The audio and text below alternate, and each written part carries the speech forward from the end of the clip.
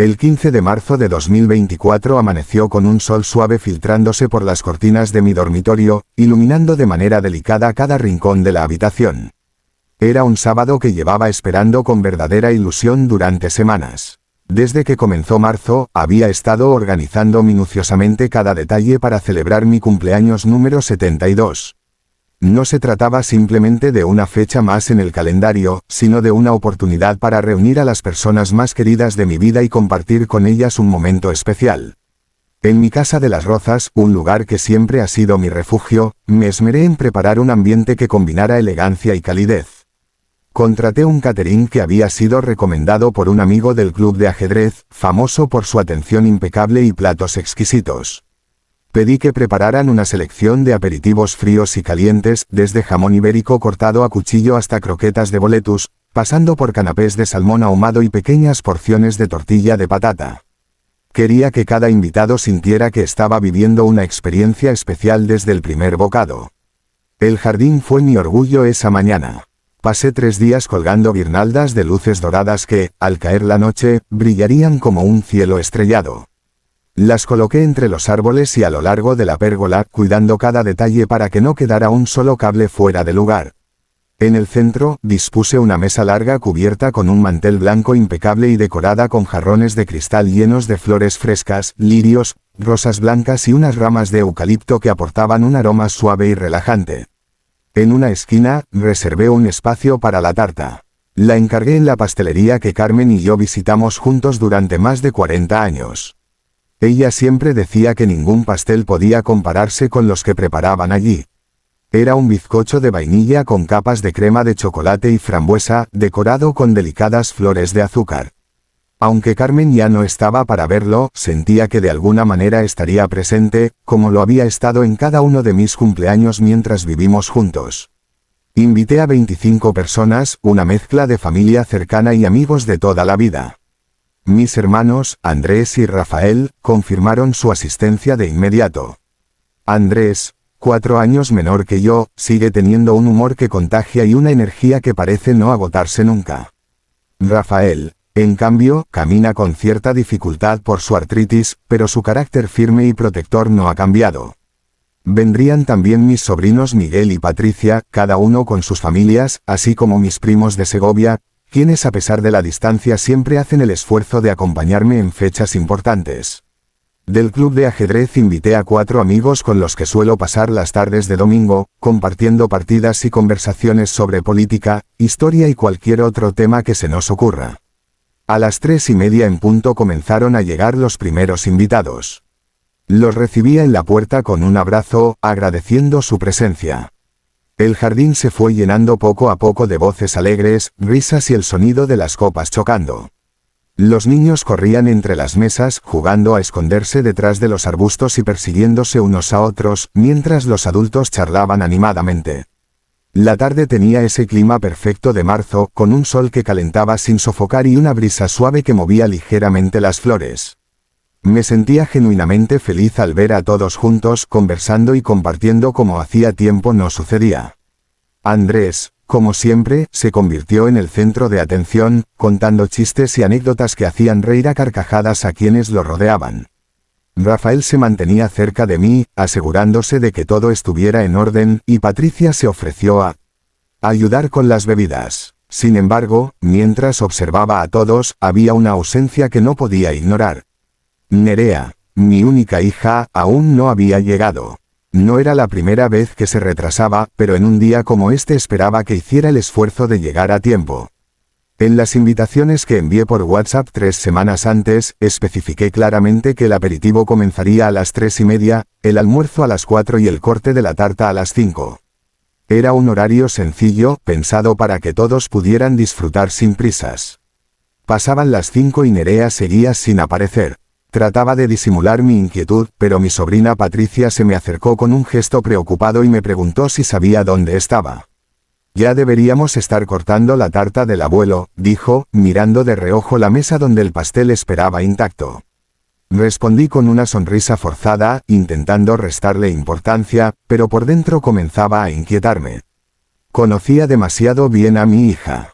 Desde pequeña, Nerea había sido impulsiva, con una tendencia marcada a decir lo primero que le pasaba por la cabeza, sin medir las consecuencias. Siempre pensé que era una fase propia de la juventud, algo que con el tiempo se suavizaría, pero a sus 35 años seguía siendo igual, o quizá peor. Las veces que había llegado tarde, o que se había mostrado distante o malhumorada en reuniones familiares, solían estar precedidas por discusiones o frustraciones de las que nunca hablaba con claridad. Esa parte de su carácter me preocupaba desde hacía años, y aunque intentaba no sobreprotegerla, nunca dejé de estar pendiente de ella. Me serví una copa de vino para disimular mi nerviosismo y seguí conversando con algunos invitados, pero cada pocos minutos mis ojos se dirigían hacia la entrada. La imagen de la silla vacía junto a la mesa donde debía sentarse se me clavaba como un recordatorio constante de que algo estaba fuera de lugar. El murmullo de las conversaciones y las risas seguía llenando el jardín, pero en mi interior había una tensión que no lograba sacudirme. Quería creer que solo se había retrasado por alguna razón trivial, pero una parte de mí intuía que su llegada no sería tranquila. A las 5:20, justo cuando comenzaba a pensar que quizá lo mejor sería cortar la tarta sin esperar más, escuché el ruido de un coche acercándose por el camino de grava que lleva hasta la entrada.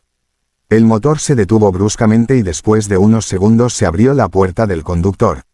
Reconocí al instante la silueta de Nerea, con su paso rápido y su bolso colgando del hombro. Sin embargo, su forma de caminar no transmitía prisa por llegar a una celebración, sino algo más tenso, como si estuviera preparándose para una confrontación.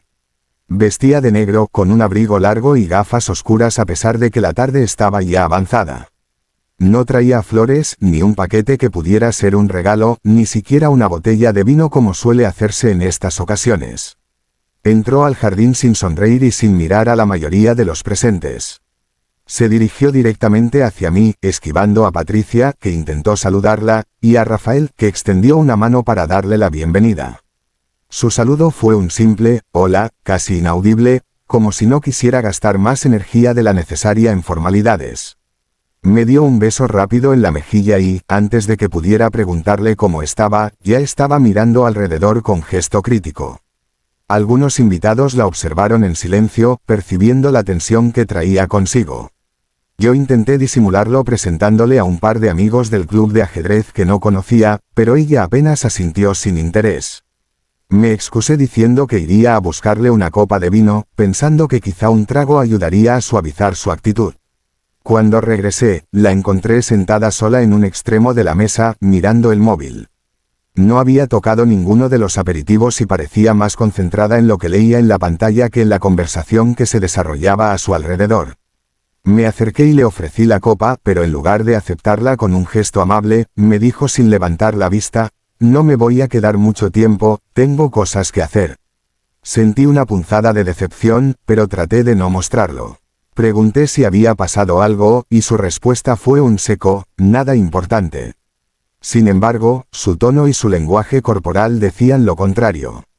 Era como si hubiera llegado con un guión mental preparado, y yo solo estaba en el primer acto. Mientras tanto, Andrés intentaba mantener el ambiente animado, bromeando con los niños y contando historias. El catering seguía sirviendo bandejas de croquetas y canapés, las copas de vino se llenaban y vaciaban, y la música suave que había puesto de fondo creaba una atmósfera agradable para todos, menos para ella. A las 5:40, cuando ya casi no quedaban excusas para retrasarlo más, me levanté para dar un pequeño discurso antes de cortar la tarta. Agradecí a todos por venir, recordé a Carmen con unas palabras que hicieron que Rafael me pusiera la mano en el hombro, y levanté la copa para brindar. Todos hicieron lo mismo, menos Nerea, que se limitó a beber un sorbo de agua sin pronunciar palabra. Cuando llegó el momento de la tarta, invité a los niños a acercarse para ayudarme a soplar las velas. Era una tradición que mantenía desde hacía décadas, los más pequeños siempre participaban, riendo y haciendo ruido mientras me ayudaban con esa tarea simbólica. Encendimos las velas, todos cantaron el «cumpleaños feliz», y yo me incliné para soplarlas. Fue entonces, justo antes de que el humo se elevara en el aire, cuando Nerea se levantó y dijo en voz alta: «Antes de que cortes la tarta, hay algo que todos deberían saber». La frase cayó como un bloque de hielo sobre el jardín. Las risas se apagaron y los niños dejaron de moverse. Me quedé con la mirada fija en ella, intentando procesar lo que acababa de decir. Sentí como mi estómago se encogía, como si una mano invisible lo apretara con fuerza. Nerea estaba de pie, con la barbilla ligeramente levantada y una expresión de desafío. Su voz era firme, pero había en sus ojos una mezcla de rabia y dolor. Algunos invitados miraban de un lado a otro, como si buscaran alguna señal de que aquello era una broma. Rafael frunció el ceño y dio un paso hacia adelante, pero yo levanté una mano para detenerlo. No quería que esto se convirtiera en una escena todavía más incómoda. Le pedí a Nerea, con la voz más tranquila que pude, que esperara a después para hablar, que ese momento era para celebrar, no para discutir. Pero ella negó con la cabeza. No, papá, esto no puede esperar, lo he estado callando demasiado tiempo y hoy voy a decirlo. Todos aquí deben conocer la verdad. El silencio se volvió insoportable. Incluso el sonido lejano de los coches en la carretera parecía haberse detenido. Mis manos comenzaron a sudar y noté un leve temblor en las piernas. Podía sentir que todos los ojos estaban puestos en nosotros, esperando una revelación que aún no sabían si querían escuchar. Traté una vez más de intervenir, de pedirle que se sentara y que resolviéramos lo que fuera en privado. Pero su decisión estaba tomada. Dio un paso hacia adelante y dejó el móvil sobre la mesa, como si así liberara las manos para gesticular con más fuerza. Respiró hondo y dijo, esta familia ha estado viviendo en una mentira durante años y yo ya no puedo seguir participando en esto. Hubo un murmullo entre los invitados, algunos se movieron incómodos en sus sillas y Andrés dejó caer la servilleta que tenía en la mano. Yo no sabía qué iba a decir exactamente, pero la forma en que lo anunciaba me hacía temer lo peor. Antes de que continuara, intenté recordar si en las últimas semanas habíamos tenido alguna conversación que pudiera darme una pista de qué se trataba. No encontré ninguna respuesta. Solo podía quedarme ahí, observando cómo mi hija tomaba el control de una tarde que hasta hacía unos minutos era una celebración tranquila, y ahora estaba a punto de convertirse en algo totalmente distinto. Nerea no se detuvo para medir sus palabras. Se giró hacia los invitados con la voz proyectada lo suficiente como para que incluso los que estaban más lejos pudieran escucharla. Durante años, papá ha ocultado algo que afecta a todos nosotros, y que si hubiera salido a la luz antes, muchas cosas serían diferentes. Hoy, yo lo voy a contar. El aire parecía haberse espesado. Nadie se movía. Las miradas iban de ella a mí y de mí a ella como si estuvieran siguiendo un partido de tenis silencioso. Rafael cruzó los brazos y se inclinó ligeramente hacia adelante, como preparándose para intervenir si la situación se desbordaba. Yo tragué saliva y me obligué a mantenerme erguido. No quería que mi reacción diera más dramatismo a la escena. Nerea respiró hondo, apretó los labios y continuó, papá no es quien dice ser. Esa frase cayó como un martillo. No era el tipo de acusación que uno espera escuchar en su propio cumpleaños, delante de familia y amigos. Alguien dejó escapar un suspiro. Otra persona carraspeó nerviosa. Me incliné un poco hacia ella, susurrando, podemos hablar de esto luego. Pero Nerea hizo un gesto con la mano para callarme. No, ya no más silencios. No más sonrisas falsas en fotos familiares. No más mentiras sobre nuestro pasado. Sus palabras eran afiladas, pero no gritaba. Hablaba con una calma controlada que hacía que cada frase sonara más creíble. Sentí que la temperatura del ambiente había bajado. No solo por lo que decía, sino por la manera en que lo hacía. Los invitados estaban hipnotizados, como si fueran testigos de una obra teatral cuyo guión desconocían, pero que sabían que iba a tener un final explosivo. Ella dio unos pasos hacia la mesa central, donde estaba la tarta todavía intacta, y apoyó las manos sobre el mantel. Hace más de 20 años, papá tomó una decisión que cambió el rumbo de nuestras vidas. Y lo hizo sin consultarlo con nadie. Ni siquiera con mamá. Al pronunciar, mamá, su voz se quebró apenas, y eso le dio un matiz de vulnerabilidad que me atravesó. Yo sabía que estaba dolida, pero no podía imaginar qué versión de la historia estaba a punto de contar. Intenté interrumpir otra vez, esta vez con más firmeza, pero Andrés se acercó y me susurró al oído, déjala. Si la paras ahora, será peor. Tenía razón. El daño ya estaba hecho. Nerea ya había abierto la puerta, y cerrarla de golpe solo aumentaría las sospechas. Así que me quedé quieto, observando cómo se erguía de nuevo y volvía a mirar a todos. Nos mudamos aquí porque papá necesitaba empezar de cero. No porque quisiera una vida tranquila para nosotros. No porque buscara estabilidad, fue porque tenía miedo. Miedo de que algo que había hecho en su pasado saliera a la luz. Un murmullo recorrió la mesa. Algunos invitados intercambiaron miradas rápidas, otros evitaron cruzar los ojos conmigo. Noté que Patricia, que hasta entonces había estado sonriendo discretamente, ahora tenía el ceño fruncido. Nerea siguió hablando, cada palabra más cargada que la anterior. Él siempre nos dijo que fue por una oportunidad laboral, que este lugar era mejor para criar a los niños. Pero esa no fue la verdad. La verdad es que papá se marchó para escapar de un escándalo. Mi corazón golpeaba con fuerza contra mi pecho. En ese momento, no sabía si enfadarme por su audacia, o por la precisión con la que estaba envolviendo a todos en su narrativa. La gente quiere historias, y Nerea estaba dándoles una, pieza por pieza. Andrés se acercó discretamente a los niños y los llevó hacia el otro lado del jardín, como si quisiera protegerlos de lo que estaba por venir. Yo vi cómo mi nieta pequeña miraba hacia atrás con curiosidad, sin entender por qué de pronto el cumpleaños se había convertido en algo tan tenso. Nerea se enderezó, y tras una pausa calculada, dijo, ese escándalo tiene nombre y apellidos. Y yo tengo pruebas. Al escuchar eso, un silencio absoluto se apoderó del lugar. Incluso las hojas de los árboles parecían haberse detenido. Ella tomó el móvil de la mesa, lo desbloqueó con rapidez y comenzó a desplazarse por la galería de fotos. Algunos invitados se inclinaron hacia adelante para ver mejor.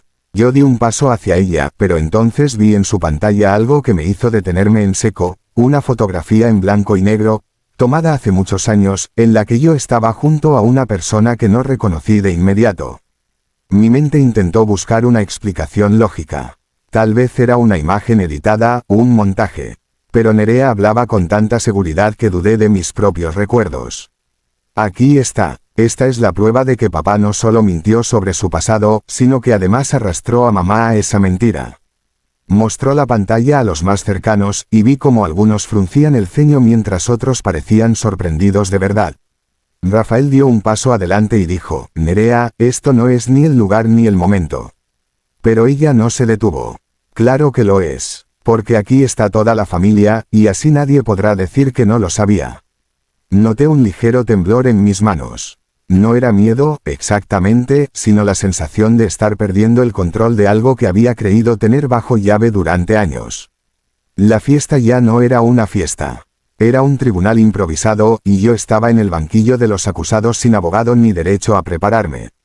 Nerea se guardó el teléfono en el bolsillo y se cruzó de brazos. Si quieren saber toda la historia, tendrán que escucharla hasta el final. Y papá también. Esa última frase sonó casi como una orden. Nadie se levantó para irse. Nadie intentó cambiar de tema. Estaban atrapados en la tensión, igual que yo. El sol comenzaba a inclinarse hacia el horizonte, tiñendo el jardín de un tono dorado que contrastaba brutalmente con el ambiente enrarecido que se había instalado. Los invitados seguían sentados o de pie, pero nadie recuperaba la ligereza que había habido antes. Yo me sentía como un extraño en mi propia celebración, atrapado en un escenario que no había elegido y rodeado de miradas que ya no eran neutrales. Algunas eran inquisitivas, otras frías, y unas pocas, las más duras, parecían acusadoras. Nerea permanecía de pie, con los brazos cruzados y el mentón ligeramente elevado, como si estuviera en un estrado. Rafael la miraba desde un costado, claramente tenso, como un árbitro que sabe que el partido se le ha ido de las manos. Me pregunté si él conocía parte de lo que ella estaba diciendo o si todo esto lo estaba tomando tan por sorpresa como a mí. Andrés, que había mantenido a los niños lejos, regresó lentamente y se colocó junto a la valla del jardín, atento a cada movimiento. Era evidente que nadie quería ser el primero en romper ese silencio que se había convertido en protagonista. Fue entonces cuando Nerea, con un tono más pausado, dijo, «Papá, creo que es hora de que tú también hables. No quiero que esto sea solo mi versión. Todos merecen escucharte». Esa invitación sonaba más como un desafío.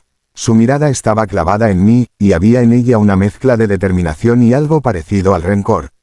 Respiré hondo y traté de organizar las ideas, pero cualquier palabra que dijera podría ser usada en mi contra. Miré alrededor, buscando apoyo, y encontré algunos rostros que parecían dispuestos a escucharme sin prejuicios, pero otros, los más cercanos a Nerea, ya habían decidido de qué lado estaban. Decidí dar un paso adelante. No todo lo que has dicho es cierto. Y lo que es cierto, no es como lo pintas. Apenas terminé la frase, Nerea soltó una breve risa seca que resonó en el silencio. «¿Vas a negar lo que todos acaban de ver?», replicó señalando el bolsillo donde guardaba su teléfono. «Voy a explicar lo que realmente significa», respondí con un tono que buscaba mantener la calma, aunque por dentro sentía que la tensión me iba consumiendo. Me giré hacia los invitados. «Esa foto que mostró no es lo que ustedes creen. Y no me mudé por miedo. Me mudé porque necesitaba proteger a mi familia. Y no de un escándalo, sino de algo mucho peor». Esa última parte despertó un murmullo inmediato. Algunos se inclinaron hacia adelante, otros cruzaron los brazos como si se prepararan para escuchar una historia larga. Nerea arqueó una ceja, escéptica, pero no me interrumpió. Hace más de 20 años, me vi envuelto en una situación peligrosa. No buscada, pero inevitable. No puedo dar todos los detalles, pero sí puedo decir que había personas que no querían que siguiera vivo.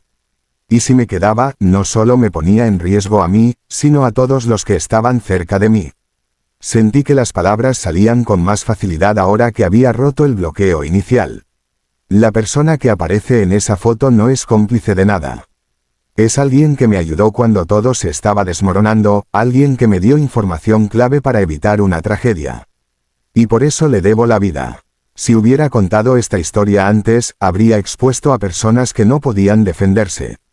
Algunos invitados asintieron, otros permanecieron impasibles. Nerea dio un paso hacia mí, su sombra proyectándose sobre el césped. «Siempre tienes excusas para todo», dijo en voz baja, pero lo suficientemente fuerte como para que todos la escucharan. «No son excusas, son hechos», respondí, mirándola directamente a los ojos. Durante unos segundos, nadie habló. El viento movió ligeramente las hojas de los árboles, rompiendo la quietud absoluta. Patricia, que hasta entonces había estado en silencio, intervino con voz firme: «Quizá este no sea el lugar, pero si vamos a hablar del pasado, que sea completo». «Nerea, ¿estás segura de que todo lo que tienes es verdad? Porque a veces la verdad a medias es peor que una mentira». Ese comentario hizo que varias cabezas se giraran hacia ella. Nerea titubeó por primera vez. «Sé lo que vi, y sé lo que escuché», respondió, aunque su tono ya no era tan cortante. Rafael aprovechó ese momento para intervenir. «Lo que sea que haya pasado, lo mejor es que se hable en privado. Si seguimos así, vamos a destruir lo poco que queda de unión en esta familia». Nadie respondió de inmediato. Yo sabía que tenía que decidir si contar más o dejarlo allí. Y entonces, sin pensarlo demasiado, dije: «Si quieren la historia completa, la contaré. Pero será dura de escuchar». Esa frase encendió una nueva chispa de interés. Incluso quienes habían permanecido al margen se acercaron un poco más. Nerea me observaba con cautela, como si estuviera evaluando si cederme el control o arrebatarlo de nuevo. Finalmente, hizo un gesto breve con la cabeza, dándome permiso. Inspiré profundamente y comencé a narrar, sintiendo que cada palabra me acercaba a un punto sin retorno. La brisa de la tarde se había vuelto más fría, como si el clima también se hubiera alineado con la tensión que atravesaba el lugar. Los invitados, que al principio habían llegado para celebrar, ahora estaban inmóviles, expectantes, atrapados en un relato que ninguno había previsto escuchar. Mis manos sudaban, pero mi voz salió firme. Todo comenzó en una noche de noviembre, cuando recibí una llamada que cambió el rumbo de mi vida. Una voz que no reconocí me advirtió que no regresara a casa, que mi nombre estaba en una lista y que, si lo hacía, no vería el amanecer. Algunas personas intercambiaron miradas de incredulidad. Yo continué, sin darles tiempo para cuestionar. No sabía si creerlo, pero al mirar por la ventana de mi oficina vi un auto estacionado demasiado tiempo, con 2 hombres dentro que no dejaban de observar. Fue entonces cuando entendí que no era una broma. No podía arriesgarme. Salí por la puerta trasera, sin recoger nada, y me dirigí a un lugar donde sabía que podía encontrar a la única persona que podría ayudarme, el hombre de la foto que Nerea mostró. Sentí que Nerea quería interrumpirme, pero se contuvo. Él trabajaba en una oficina que parecía modesta, pero detrás había una red de información y contactos que nunca imaginé. Me explicó que mi situación era peor de lo que pensaba, no era solo un asunto personal, era parte de un conflicto mayor, con gente que no dudaba en eliminar obstáculos. Yo era uno de esos obstáculos. Me dijo que lo único que podía salvarme era desaparecer durante un tiempo y asumir que mi vida anterior había terminado. La tensión en el jardín se podía cortar con un cuchillo. Algunos se inclinaron hacia adelante como si estuvieran escuchando una novela policíaca en directo. Esa misma noche, sin despedirme de nadie, me llevaron a un lugar seguro. Un apartamento pequeño, sin ventanas hacia la calle, con un teléfono que solo servía para llamadas salientes a un número específico. Estuve allí 2 semanas, sin contacto con nadie, escuchando solo las noticias y el eco de mis propios pensamientos. Fue durante ese encierro que comprendí que cualquier intento de volver a mi rutina pondría en riesgo no solo mi vida, sino también la de ustedes. Vi que algunos empezaban a entender que lo que contaba no tenía nada que ver con un simple capricho de mudanza o un escándalo. Finalmente, un día me dijeron que era seguro moverme, pero no regresar. Me llevaron a una ciudad donde nadie me conocía y me dieron un nuevo trabajo bajo una identidad distinta. Durante meses viví así, hasta que el peligro se disipó. Sin embargo, nunca pude contarles nada, porque hacerlo habría reabierto viejas heridas y, peor aún, habría expuesto a quienes me ayudaron. Un murmullo recorrió el grupo. Rafael estaba serio, Patricia mantenía la vista fija en mí, y Nerea tenía el ceño fruncido, como si aún quisiera encontrar el punto débil de mi historia. No pretendo que me crean solo porque lo digo. Pero esa es la verdad. Y si volví fue porque pensé que el pasado había quedado enterrado.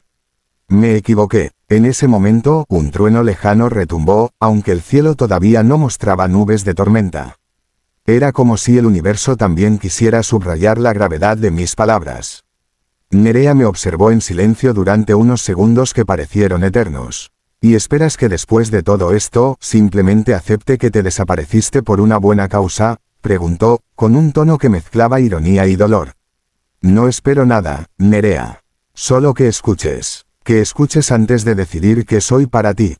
Esa frase pareció desarmarla por un instante. Apartó la mirada, como si necesitara tiempo para procesar. Rafael rompió el silencio, sea cual sea la verdad, está claro que la familia ha vivido demasiado tiempo en la sombra. Tal vez ha llegado el momento de poner la luz sobre todo. Esa idea flotó en el aire, pesada, incómoda, pero imposible de ignorar. Entonces, una de las tías, que no había dicho una palabra en toda la tarde, se adelantó y dijo, si seguimos cargando con secretos, esto nos va a destruir por dentro. Si hay algo más, dilo ahora. No mañana, no la semana que viene. Ahora. Todos volvieron a mirarme. Sentí que estaba frente a una encrucijada. Podía callar y dejar que las dudas me condenaran, o hablar y quizá arrastrar a otros conmigo. Inspiré hondo, consciente de que la decisión que tomara en ese instante definiría el resto de mi vida. El silencio que se instaló en el jardín era casi insoportable, como si el aire se hubiera vuelto espeso y costara respirar. Todos me miraban esperando que rompiera la barrera final, que dijera lo que durante años había mantenido enterrado. Mi corazón latía tan fuerte que temía que cualquiera pudiera escucharlo. Sentí el peso de todas las miradas clavadas en mí, pero también el de los recuerdos que llevaban demasiado tiempo presionando desde dentro. Me aclaré la garganta y comencé. No fue solo una amenaza contra mí. Hubo otra persona involucrada, alguien que todos ustedes conocen, pero que nunca relacionaron con aquel episodio. Esa persona me salvó la vida, y para hacerlo tuvo que renunciar a todo lo que era.